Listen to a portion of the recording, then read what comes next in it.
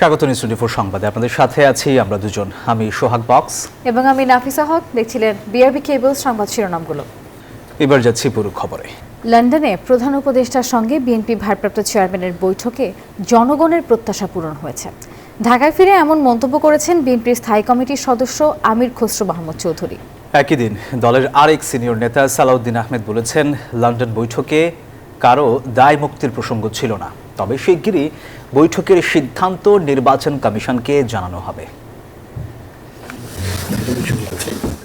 13 June লন্ডনে doctor Yunus Tarique Rahman আলোচিত বৈঠকের পর থেকে দেশের রাজনীতিতে ফিরেছে স্বস্তি। বৈঠকের পর যৌথ সংবাদ সম্মেলনে ছিলেন বিএনপি স্থায়ী কমিটির সদস্য আমির খসরু মাহমুদ চৌধুরী। সোমবার যুক্তরাজ্য থেকে দেশে ফিরে বিমানবন্দরে সাংবাদিকদের সঙ্গে সফর নিয়ে কথা বলেন এই বিএনপি নেতা। জানান, বৈঠক সফল হয়েছে। রোজার আগে নির্বাচনের যে প্রত্যাশা জনগণের ছিল সেটি পূরণ হয়েছে। বাংলাদেশের মানুষের যে প্রত্যাশা ছিল যে দ্রুততম সময়ে, বিশেষ করে রোজার আগে জনগণের নির্বাচনের যে প্রত্যাশা ছিল সেটা পূরণ হয়েছে আমি মনে করি।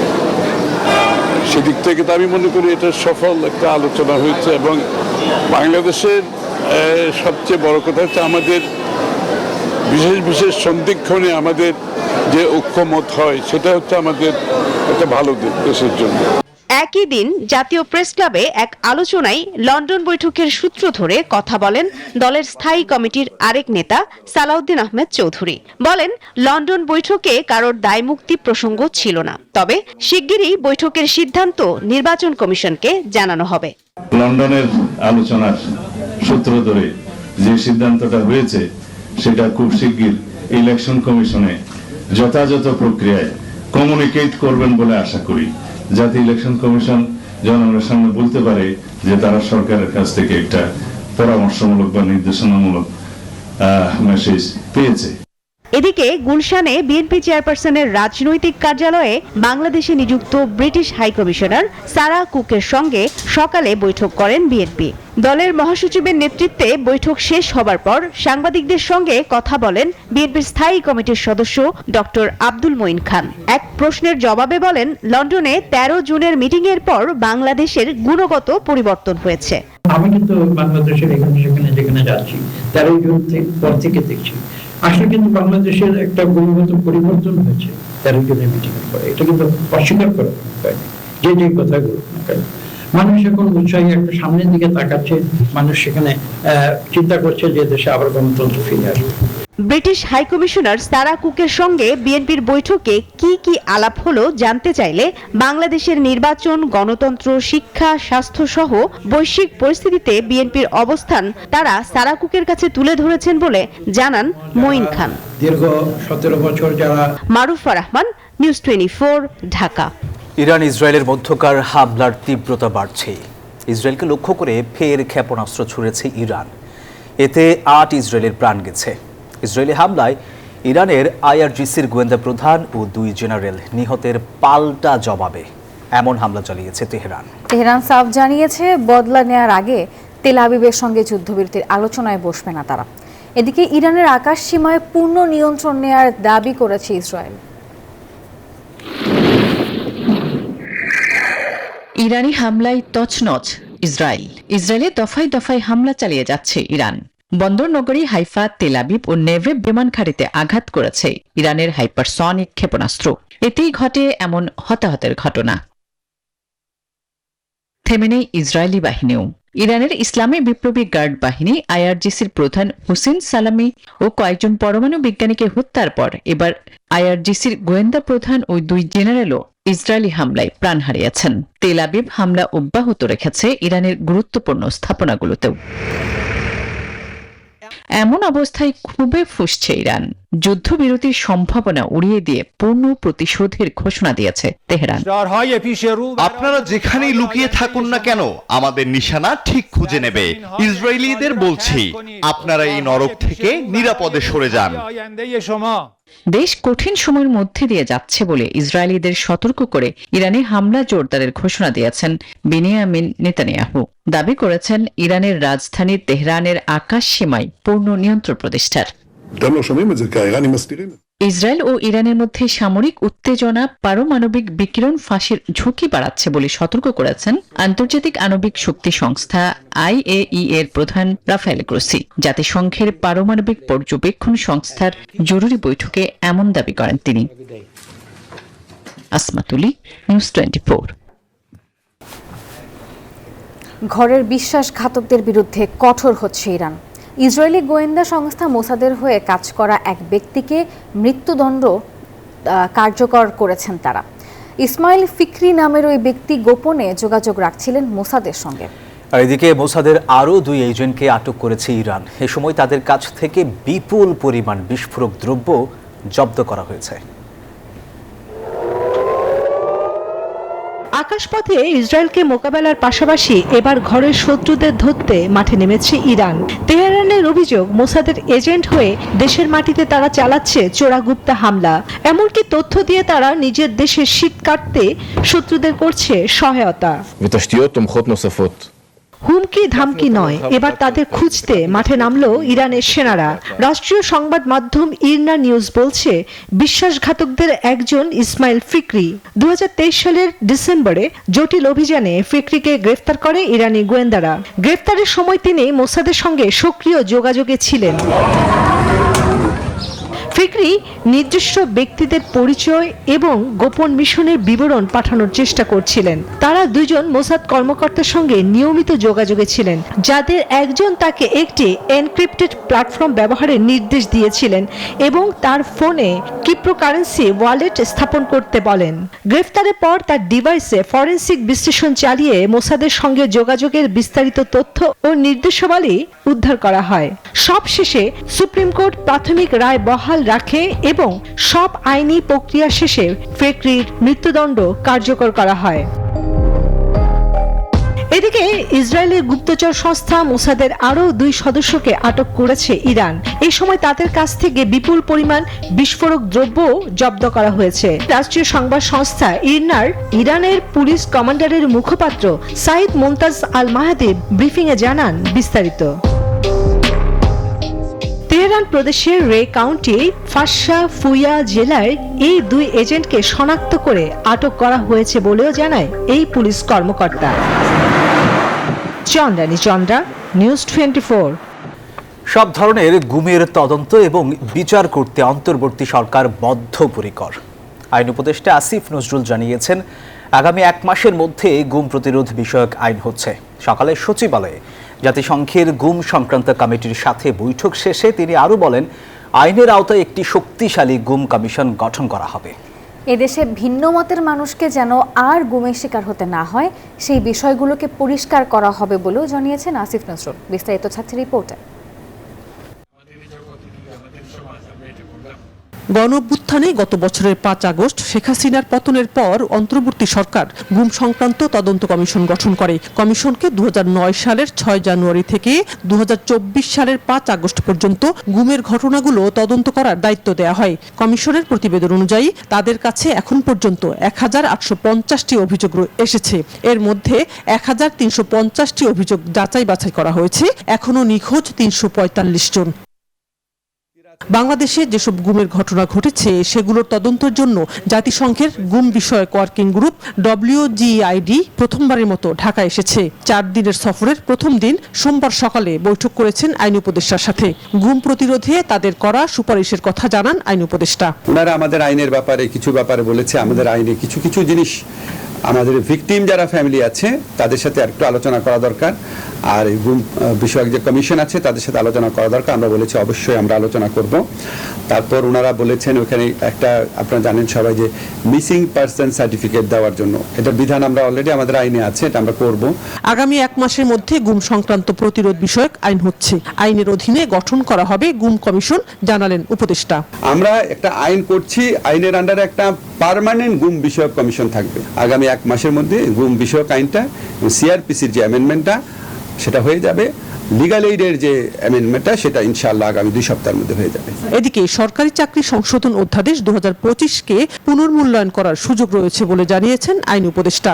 এ সংক্রান্ত উপদেষ্টা কমিটির সুপারিশ দেয়া পর্যন্ত কর্মচারীদের আন্দোলন না করার আহ্বান জানিয়েছেন আসিফ নজরুল। আমাদের যারা সরকারি কর্মচারী ভাইরা আছে, ভাইদের কাছে একটু অনুরোধ করব, আপনারা যদি একটু ধৈর্য ধরে কর্মসূচি দেন ভালো হয়। দেখেন না, আমাদের কমিটির কাজ যদি পছন্দ না হয় তাহলে দেন, সচিবালয়ের কার্যক্রমে বিঘ্ন সৃষ্টি না হয় সেরকম আপনার বিবৃতি দিতে চাইলে বিবৃতি দেন, আপনারা আমাদের সাথে মিটিং করেন, কিন্তু সরকারি কাজে যেন ব্যাঘাত সৃষ্টি না হয় এটা যেন একটু কাইন্ডলি লক্ষ্য রাখেন।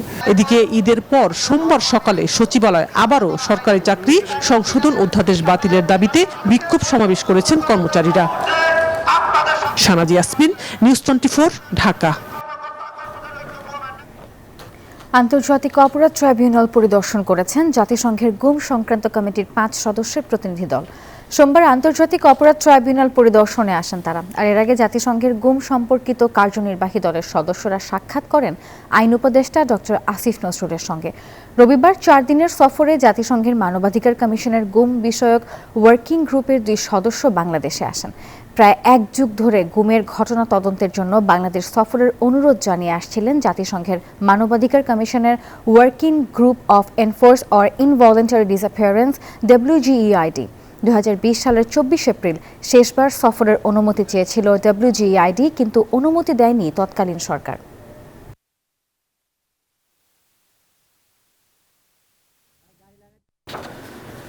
লন্ডনে নিযুক্ত বাংলাদেশের সাবেক হাই কমিশনার সাইদা মোনা তাসনিম ও তার স্বামীর বিরুদ্ধে অর্থ পাচারের অভিযোগের অনুসন্ধান শুরু করেছে দুদক। সোমবার দুদক কার্যালয়ে এক সংবাদ সম্মেলনে সংস্থাটির চেয়ারম্যান মোহাম্মদ আব্দুল মোমেন এই তথ্য জানান। বলেন, মোট প্রায় 2000 কোটি টাকা পাচার করা হয়েছে বলে প্রাথমিক তদন্তে প্রমাণ মিলেছে। এই বিষয়ে বিস্তারিত তদন্ত চলছে বলেও জানান তিনি। বলেন, টিউলিপ একজন দুদকের অভিযুক্ত আসামি। একজন অভিযুক্তের সঙ্গে প্রধান উপদেষ্টা দেখা করেননি প্রচলিত আইনের কারণেই। এদিকে সাবেক ভূমিমন্ত্রী সাইফুজ্জামান চৌধুরীর যুক্তরাজ্যে থাকা প্রায় 1060 কোটি টাকার সম্পদ জব্দের চিঠি দিয়েছে দুদক।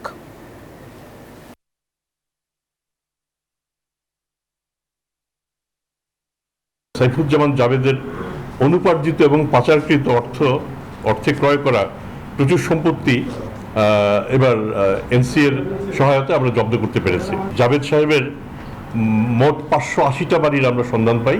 তার মধ্যে 343টা বাড়ি যুক্তরাজ্যে, 228টা সংযুক্ত আরব আমিরাতে এবং 9টা যুক্তরাষ্ট্রে। বাংলাদেশের প্রপার্টি বাদ দিয়ে আমি এটা বলছি। জুলাই আগস্ট হত্যাকাণ্ডের ঘটনায় সাবেক প্রধানমন্ত্রী শেখ হাসিনা এবং সাবেক স্বরাষ্ট্রমন্ত্রী আসাদুজ্জামান খান কামালকে হাজির হতে পত্রিকায় বিজ্ঞপ্তি দেওয়ার নির্দেশ দিয়েছেন আন্তর্জাতিক অপরাধ ট্রাইব্যুনাল। সোমবার ট্রাইব্যুনালের চেয়ারম্যান বিচারপতি গোলাম মর্তুজা মজুমদারের নেতৃত্বাধীন 3 সদস্যের বেঞ্চ এই আদেশ দেন। এর আগে সকালে জুলাই আগস্টে মানবতাবিরোধী অপরাধের মামলায় সাবেক আইজিপি চৌধুরী আবদুল্লাহ আল মামুনকে ট্রাইব্যুনালে হাজির করা হয়। এদিন ট্রাইব্যুনালের চেয়ারম্যান বিচারপতি মোহাম্মদ গোলাম মর্তুজা মজুমদারের নেতৃত্বাধীন 3 সদস্যের বেঞ্চে শুনানি হয়।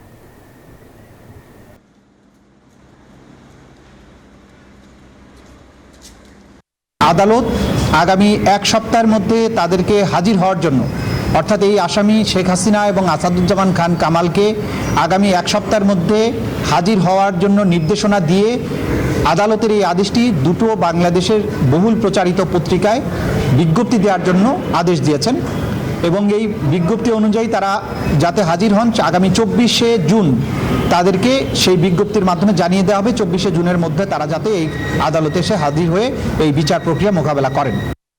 শ্রদ্ধা ও ভালোবাসায় সিক্ত হলেন গণফোরামের সভাপতি ও মুক্তিযুদ্ধের সংগঠক মোস্তফা মহসিন মন্টু। সহকর্মী ও রাজনৈতিক ব্যক্তিবর্গরা বলছেন, তার বলিষ্ঠ নেতৃত্ব এবং দীর্ঘ 50 বছরের রাজনৈতিক জীবন তরুণ প্রজন্মের জন্য অনুকরণীয়। সোমবার নিজ গ্রামের বাড়ি কেরানীগঞ্জ সহ 3 দফা জানাজা শেষে বীর এই মুক্তিযোদ্ধাকে সমাহিত করা হয় বনানী কবরস্থানে। বিস্তারিত রিপোর্টে। শহীদ মিনারে ফুলে ফুলে ঘেরা মুক্তিযোদ্ধা ও গণফোরামের সভাপতি মোস্তফা মহসিন মন্টুর মরদেহ সোমবার দুপুর 2টায় তাকে জানানো হয় সর্বস্তরের শ্রদ্ধা। 69-এর গণ অভ্যুত্থান থেকে 71-এর মহান মুক্তিযুদ্ধ সবশেষ 2024 এর গণ অভ্যুত্থানে অগ্রণী ছিলেন গণফোরামের সভাপতি মোস্তফা মহসিন মন্টু। মুক্তিযুদ্ধের সময় তিনি ছিলেন ঢাকা জেলা গেরিলা বাহিনীর প্রধান। নব্বইয়ের স্বৈরাচার বিরোধী আন্দোলনেও অগ্রণী ভূমিকা পালন করেন তিনি। ছাত্রজীবন থেকে আওয়ামী লীগের রাজনীতিতে যুক্ত থাকলেও নীতির সাথে অমিল থাকায় 92 সালে দল ত্যাগ করে 2009 সালে গণফোরামের সাধারণ সম্পাদকের দায়িত্ব নেন তিনি। বিএনপি মহাসচিব বলেন, নীতির সাথে কখনো আপোষ করেননি মন্টু ভাই। বর্তমানে যারা ভলান্টিয়ার আছেন আমরা অনুরোধ করছি সেই আন্দোলনকে যারা ভলান্টিয়ার আছেন প্লিজ আপনারা মরদেহটাকে সামনে নিয়ে যান, উল্লেখযোগ্যভাবে আমাদেরকে উচ্চারণ করতে হবে।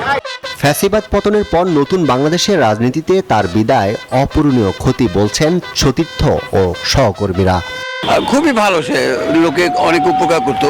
মন্টু ভাইয়ের যে সাহসী এবং প্রতিবাদী কণ্ঠস্বর, সেটা বৈষম্য বিরোধী সংগ্রামের চিহ্ন হিসেবে থাকবে। বাংলাদেশের মানুষ ভবিষ্যৎ করার পরে তাকে স্মরণে রাখবে। হারিয়ে আমার অনেক অপূরণীয় ক্ষতি হয়েছে। রোববার রাজধানীর একটি হাসপাতালে মারা যান এই বীর যোদ্ধা। মৃত্যুকালে তার বয়স হয়েছিল 80 বছর। জীবদ্দশায় 3 মেয়ে, 1 ভাই ও অসংখ্য গুণগ্রাহী রেখে গেছেন তিনি। সবসময় বলতো যে আমাকে নিয়ে যাও। ইভেন লাস্টে এমন হয়েছিল যে তাকে হ্যান্ডস আমাদের বেঁধে রাখতে হয়েছিল রক্তকে ছুটতে, কারণ সে বারবার অক্সিজেনটা পুরো দিচ্ছিল, তার এত কষ্ট হচ্ছিল। সে দেশের জন্য মঙ্গল কামনা করেছেন। আমি চাই সব দেশবাসীর কাছে বলছি আমার বাবার জন্য। সোমবার নিজ গ্রামের বাড়ি কেরানীগঞ্জ সহ 3 দফা জানাজা শেষে বীর এই মুক্তিযোদ্ধাকে সমাহিত করা হয় বনানী কবরস্থানে। আরফিন ইসলাম, নিউজ 24, ঢাকা। ডেঙ্গু আক্রান্তের জন্য জ্বালামুখ হয়েছে দেশের দক্ষিণের জেলা বরগুনা। দেশের দক্ষিণাঞ্চলে বেড়ে যাওয়া ডেঙ্গু মোকাবিলায় দ্রুত পদক্ষেপ নিতে স্থানীয় সরকারকে মন্ত্রণালয়ের চিঠি দিয়েছে। প্রধান উপদেষ্টার বিশেষ সহকারী অধ্যাপক ডাক্তার সাইদুর রহমান জানান, ডেঙ্গু মোকাবেলায় আন্তর্জাতিক বিশেষজ্ঞদের পরামর্শ নেওয়া হচ্ছে। দেশে ডেঙ্গু মৌসুম শুরু হতে না হতেই ভয়াবহ অবস্থা তৈরি হয়েছে বরিশাল বিভাগে। এখন পর্যন্ত এ বিভাগে সবচেয়ে বেশি ডেঙ্গু আক্রান্ত রোগী শনাক্ত হয়েছে বরগুনায়। তথ্য বলছে, এ জেলায় এ পর্যন্ত ডেঙ্গু রোগী শনাক্ত হয়েছে 1903 জন, আর মৃত্যুর সংখ্যা এখন পর্যন্ত 13 জন। রাজধানী ঢাকায়ও শনাক্ত হচ্ছে ডেঙ্গু রোগী। বিশেষজ্ঞদের আশঙ্কা, পরিস্থিতি সামনের দিনগুলোতে আরো ভয়ঙ্কর হতে পারে। এমন পরিস্থিতির জন্য বিভিন্ন সিটি কর্পোরেশন ও স্থানীয় সরকারকে দুষলেন প্রধান উপদেষ্টার এই বিশেষ সহকারী। স্থানীয় সরকার কর্তৃপক্ষগুলো যেভাবে মশক নিধনে যেরকম ব্যস্ত থাকার কথা, দায়িত্বশীল ভূমিকা পালন করার কথা, সেই ক্ষেত্রে আসলে সবসময় অনেকটাই যথেষ্ট এক্সপেক্টেড মাত্রায় করা হয় না। এই বিধায় আসলে মশক নিধনটা কার্যকর হয়নি। জানান, ডেঙ্গু মোকাবেলায় সব ধরনের প্রস্তুতি নিয়েছে সরকার। বিশেষ করে দেশের দক্ষিণাঞ্চলে বেড়ে যাওয়া ডেঙ্গু মোকাবেলায় গুরুত্বের সঙ্গে কাজ করছে সরকার। যেই জায়গাগুলোতে বেশি স্পোরাডিক্যালি অনেক বেশি ডেঙ্গু কেসেস, সেখানে আমরা স্পেশাল টিম গিয়েছে এবং সেখানে যে অ্যাবান্ডেন্ট যথেষ্ট পরিমাণে আইভি ফ্লুইডের সাপ্লাই রাখা এবং ডেঙ্গু গাইডলাইনটা আমরা একেবারে বিশ্বের, আমাদের দেশের একজন পৃথিবী বিশ্ব স্বাস্থ্য সংস্থার টেকনিক্যাল অ্যাডভাইজারি গ্রুপের মেম্বার, ওনাকে দিয়ে আমরা আমাদের যে গাইডলাইন সেটা আপডেট করছি। বিশেষ সহকারী আরো বলেন, পরিস্থিতি মোকাবেলায় আন্তর্জাতিক বিশেষজ্ঞদের পরামর্শ আমলে নিয়ে কাজ করছে সরকার। এক্ষেত্রে চিকিৎসক সংকট বড় বাধা বলেও উল্লেখ করেন তিনি। আমাদের বলতে এক্ষেত্রে জুবায়ের সানি, নিউজ 24, ঢাকা। ঢাকা দক্ষিণ সিটি কর্পোরেশনের মেয়র হিসেবে শপথ নিতে না পারলেও নগর ভবনে কর্মচারীদের সঙ্গে সভা করলেন বিএনপি নেতা ইশরাক হোসেন। সোমবার দুপুরে নগর ভবনের মিলনায়তনে বর্জ্য ব্যবস্থাপনা বিভাগের কর্মকর্তা কর্মচারীদের সঙ্গে ওই মত বিনিময় সভায় ইশরাক ছিলেন প্রধান অতিথি। সভার ব্যানারে তার নামের আগে লেখা ছিল মাননীয় মেয়র। বিষয়টি নিয়ে তাকে প্রশ্ন করা হলে ইশরাক বলেছেন, কেবল নগর ভবন নয়, যে কোনো অনুষ্ঠানে আমন্ত্রণ জানালে আয়োজকরা ব্যানারে তার নামের আগে মেয়র লিখেন। সেই মুহূর্ত থেকে সেই প্রশাসক অবৈধ হয়ে গিয়েছে। স্থানীয় সরকার উপদেষ্টা তার ব্যক্তিগত সহকারীর বিরুদ্ধে 300 কোটি টাকার উপরে অভিযোগ দ্রুত সেটা দুদকে এখন তারা ইনভেস্টিগেট করছে। তো সেই সকল কর্মকাণ্ড যারা করেছে তারা অবৈধ, আমি অবৈধ। আমার এই বিষয়টা সম্পূর্ণ রাজনৈতিক একটা সিদ্ধান্ত ছিল। রাজনৈতিকভাবে তারা সিদ্ধান্ত নিয়েছে যে আমাকে বা বিএনপির প্রার্থীকে এখানে বসতে দেওয়া হবে না, এখানে তাদের পছন্দ সেই প্রশাসককে বসাবে এবং সেই প্রশাসককে বসানোর মাধ্যমে আগামী জাতীয় নির্বাচনে তারা অবৈধ সুযোগ সুবিধা গ্রহণ করবে।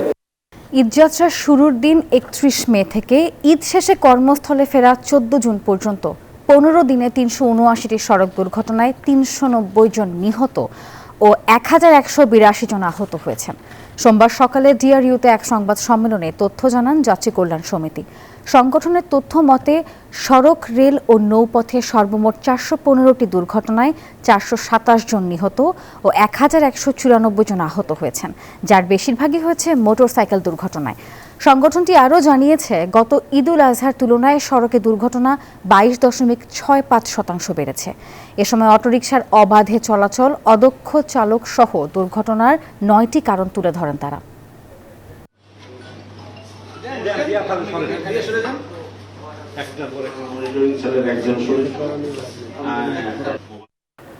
ইরান ইসরায়েল যুদ্ধ দেশের তৈরি পোশাক শিল্পের জন্য নতুন চ্যালেঞ্জ তৈরি করবে বলে শঙ্কা প্রকাশ করেছেন বিজিএমইএ এর নবনির্বাচিত সভাপতি মাহমুদ হাসান খান। নতুন এই সংকট সহ পোশাক শিল্পের চলমান সংকট নিরসনে সবাইকে একসাথে কাজ করবেন বলেও জানান তিনি। রাজধানীর উত্তরায় বিজিএমইএ ভবন অডিটোরিয়ামে নতুন কমিটির দায়িত্ব গ্রহণ অনুষ্ঠানে এই মন্তব্য করেন নবনির্বাচিত সভাপতি। তিনি বলেন, নতুন কমিটি কার্যকর এবং জবাবদিহিমূলক বিজিএমইএ গঠনের জন্য কাজ করবে।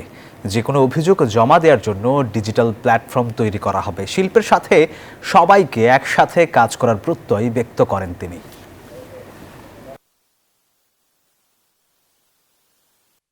আমি জানি সামনে কঠিন পথ রয়েছে, তবে আমাদের দৃঢ় বিশ্বাস, আমাদের সমন্বিত প্রচেষ্টা, কঠোর পরিশ্রম এবং আপনাদের সকলের সহযোগিতায় আমরা সকল চ্যালেঞ্জ মোকাবেলা করে আমাদের পোশাক শিল্পকে বিশ্ব দরবারে আরো উঁচুতে নিয়ে যেতে পারবো।